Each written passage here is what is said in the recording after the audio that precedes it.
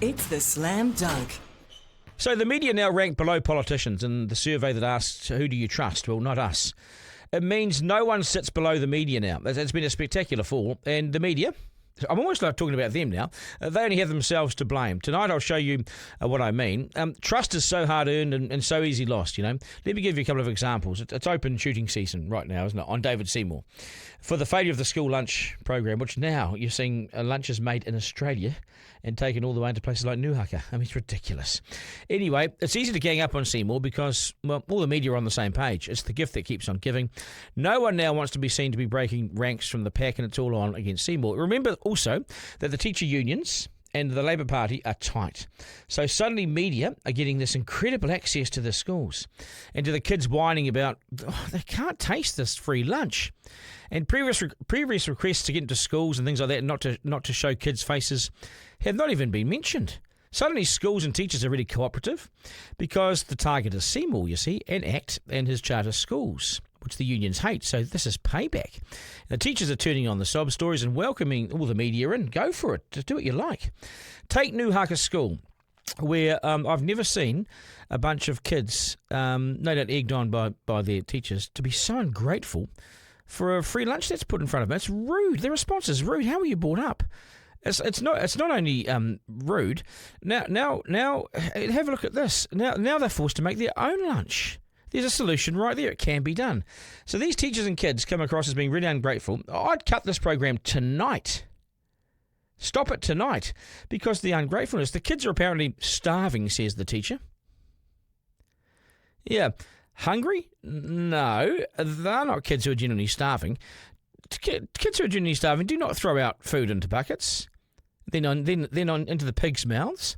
Kids in Gaza would eat it. Kids in refugee camps, kids who are desperately hungry around the world would eat it. Did these kids walk to school? Did it take them 4 days to walk to school and take 3 buses? Is that why they're hungry? No, they got dropped off by mummy, and they had the meals delivered from Australia. So we have the food in the fridge, we have bread in the fridge and everything ready to go, but we sit there and wait for our free lunch from Australia to be made. Oh my God. And that's not, of course, before the TVNZ crew and journalists stage it all to make sure that there was a massively long queue of kids not waiting for their food, but throwing their food out. What kids get in a queue to throw their food out? Have you ever seen that before? Think about it. It's staged. Have a look at this. So the kids say, line up, please. Oh, I know this because I've been a television journalist and reporter before and done this sort of stuff. The food would never have been served up only for all the kids just to walk across it and get into one line and throw it out. It was staged carefully to make it look as bad as it gets. Lunches were thrown out that some kids hadn't even tried. That's a setup. That was never going to happen like that, but TVZ staged it to make it look like maximum rejection. Trust me, I've worked on the news and that's what you do. I've done this sort of thing myself. Why chuck it to the pigs? What about how ungrateful that looks? Why don't you try and give it to the local rest home or youth workers or rugby club? My parents taught me never to show such hostility and rudeness when being given food by someone else. You eat it. These kids are being used as pawns in a political campaign. This is what the media will not tell you. So it's up to me. I'll let you know what's going on here. And I think I will criticise this lunch in schools. I've done that this week. It's a debacle. Can it? Seymour's cocked this one up. Anyway, Nuhaka has found the answer. Teachers are going to now buy bread and make them lunch. Well, that was the answer within the school already because you had the bread and you made the sandwiches that day. Silly old Seymour using our money to put an order in over in Australia now. And that gets flown all the way back to New Zealand, up to Nuhaka. What are we? We sending it all the way into rural and isolated communities after it's being made in Australia because we can't do it here. And then they go and ditch it and feed it to the pigs. Shameful. Sorry, that is it for me for this free lunches program. We look like spoilt brats. But anyway, worse was to come after this one. Here comes a story about the so-called flies coming out of one of the meals. Now, this came fourth hand via some gossip to a blogger who spoke to a, quote, source, who spoke to a family member, and suddenly news media are officially running this as fact. Have you ever seen such a lack of rigor in their journalism? It sounds like schoolyard Chinese whispers. Hey, he said, boom, it's on the news. But what if it, say, is not true?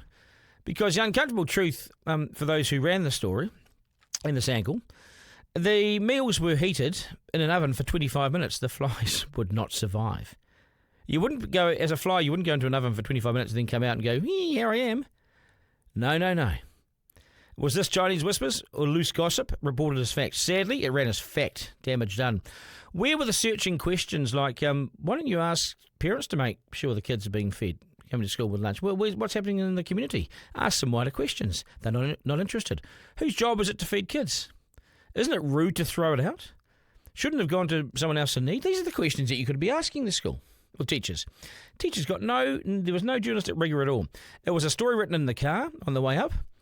There was a certain narrative that basically was stuck to very early on, so they stuck to this. Nothing that they saw or nothing that was said was going to change their angle.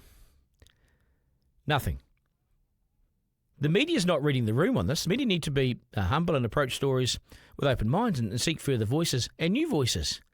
And check out the story. No one trusts the media anymore. And why would you?